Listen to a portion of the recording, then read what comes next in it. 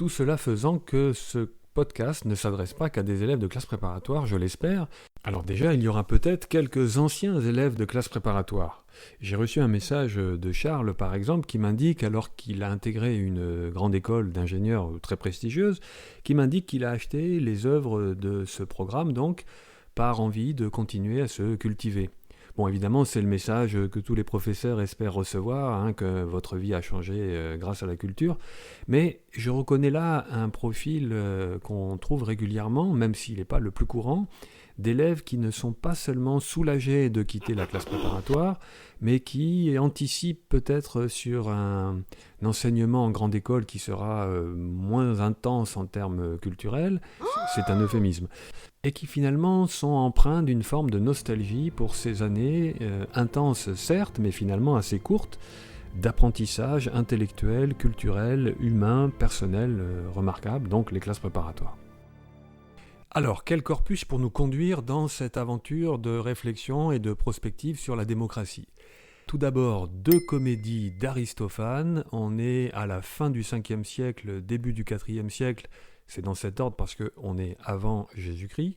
Les Cavaliers, qui est une satire bouffonne d'un démagogue.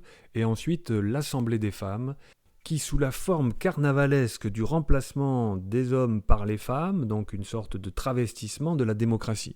Ensuite, un roman publié en 2004 par Philippe Roth, une uchronie, c'est-à-dire qu'est-ce qui se serait passé si. Et là, la suite de l'hypothèse, c'est si Lindbergh, l'aviateur célèbre pour sa traversée de l'Atlantique, avait été élu en 1940 le 39e président des États-Unis. Et comme il avait des accointances avec le régime nazi, Philippe Roth imagine la contamination de l'idéal américain, de la démocratie américaine, par l'idéologie antisémite nazie. The plot against America. Le complot contre l'Amérique. Enfin, un chef-d'œuvre absolu, une brève partie, la partie 4 du tome 2 de La démocratie en Amérique de Tocqueville, publié en 1835, et avec une force de pénétration, d'analyse, d'anticipation absolument extraordinaire.